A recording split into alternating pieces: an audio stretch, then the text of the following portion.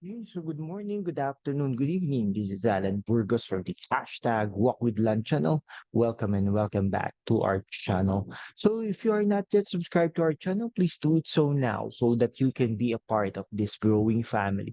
We are now 6,774 subscribers. Konti na lang guys, no? Magana na tayo, no? 6,800 subscribers. Thank you so much. And konti na rin lang mag-7,000 subscribers na tayo.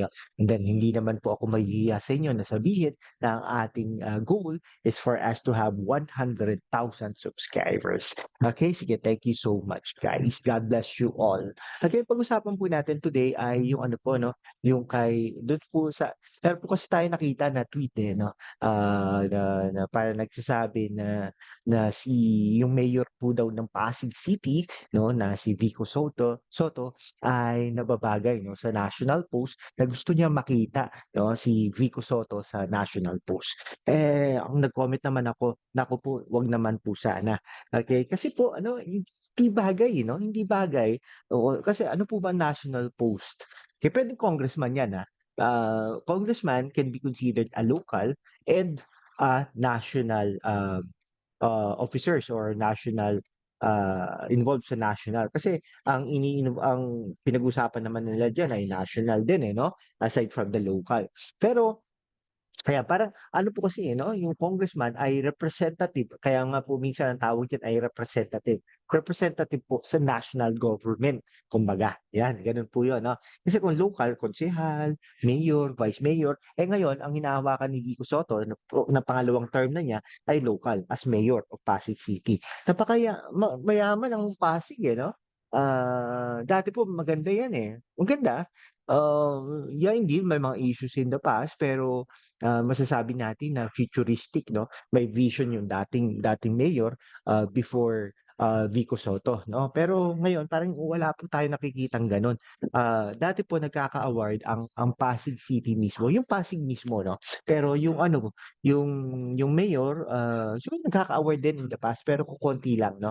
Pero ngayon mas more of personal, 'no, nagkaka-award yung mayor, pero yung Pasig City as a whole parang wala akong naririnig 'no, na mga ano, na mga awards or recognition. Siguro meron din naman pero bibihira. Pero in the past, makikita niyo naman 'yan, 'no? Yeah, for instance, nasasayangan po ako dun sa mga ano, yung mga footbridges na ano, na pinagawa, na gumastos yung City Hall, na gumastos na ang previous government ng Pasig. Pero ngayon, dahil po sa politika ay hindi po ito natuloy or hindi na ginagamit.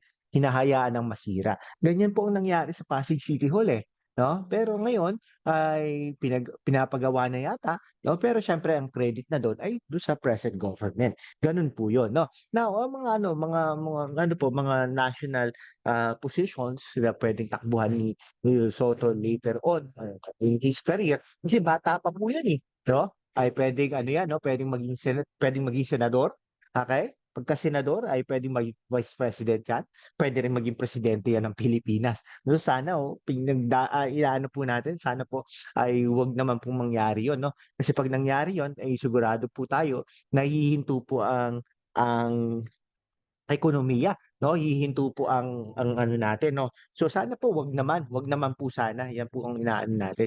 Hindi po bagay 'no, bagay si Vico Soto dahil, sa national position. Um, Kasi po ano, oh, in terms of experience, pero magaling naman din pong tao 'yan. Pero ibig sabihin, ano po, 'no, parang liberal party, gano'n ang ano, sistema niya, 'no?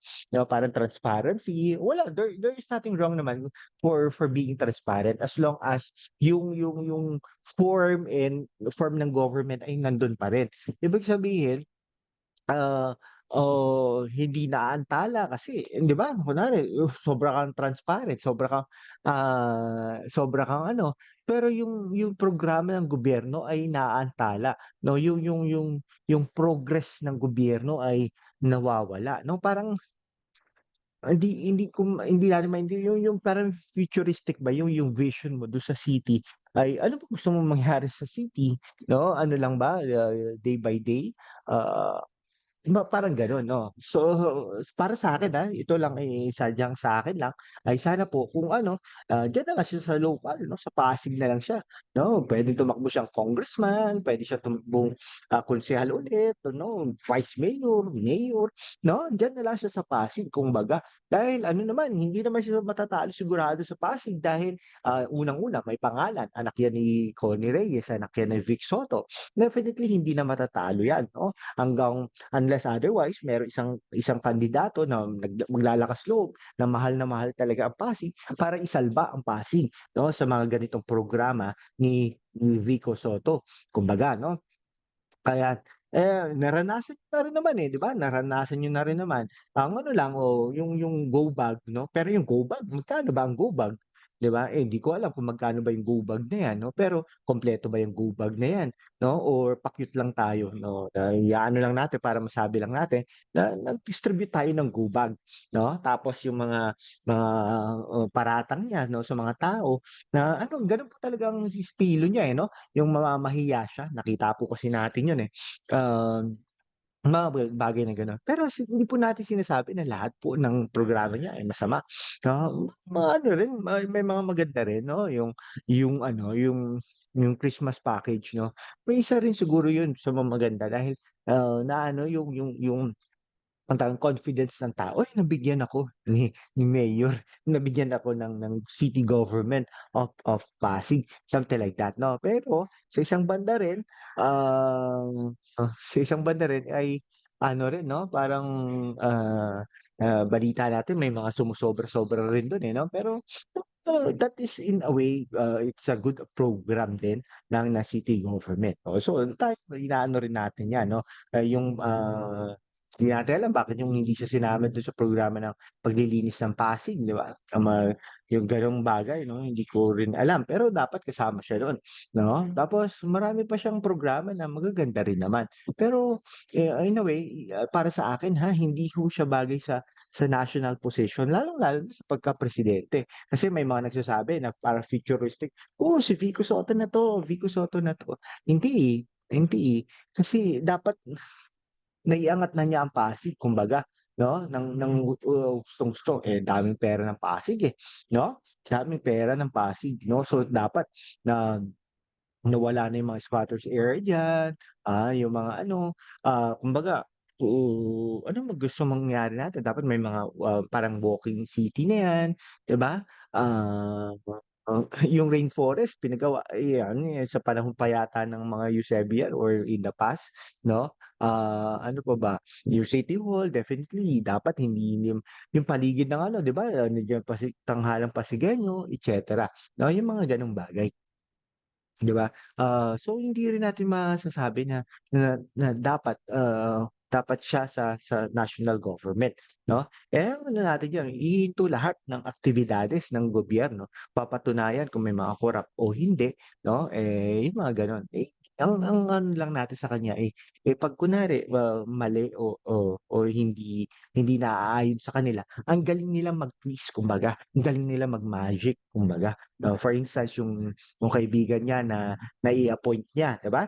Nai-appoint niya ba or nai-recommend niya, eh, nag-corrupt 'no? Eh, in the first place bawal kang mag-appoint or bawal kang mag-recommend kasi mayor ka, eh. Lalong-lalo na kung kaibigan mo pa, 'di ba? Eh, kaibigan mo, eh, 'di ba? Hindi dapat mo iniimpluwensyahan na, "Ay, kaibigan ko 'to, i-appoint natin ito," 'no? Eh, may mga ano rin 'no, yung mga ano natin diyan, mga kaibigan natin diyan, aminado din na may mga corruption pa rin 'no, kumbaga 'no, naglalagay-lagay pa rin sila sa mga, city government official. Pero siyempre hindi na natin i-me-mention yung mga gano'n 'no, dahil kawawa naman din 'no, baka naman ano 'di ba? Pero gano'n pa rin ang sistema, meron pa ring tong-its pa, may gano'n pa ring sistema. So, nagagalak din naman tayo 'no, in a way parang pinapatunayan din ni Vico Soto na talagang kaya naman niya linisin ang gobyerno ng Pasig. Pero, ito ay ano 'no,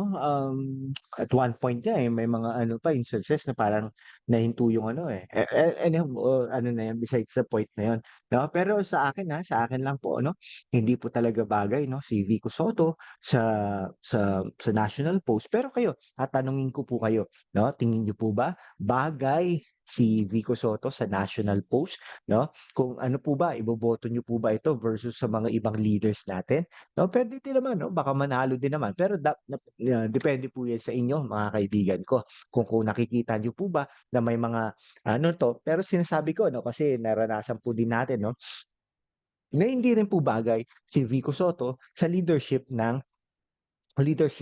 Pasig City. Ng Pasig City, yung Pasig City din, 'no, at tsaka lalo-lalo na sa gobyerno ng Pilipinas, 'no, 'yan. Okey, so hanggang dito na lang po mga kaibigan ko. Maraming maraming salamat po sa inyong lahat. Okey, hanggang sa muli. Kung hindi ka pa nakapag-subscribe kaibigan, mag-subscribe ka naman para naman we can be able to maintain and sustain this channel. Thank you so much guys. God bless you all.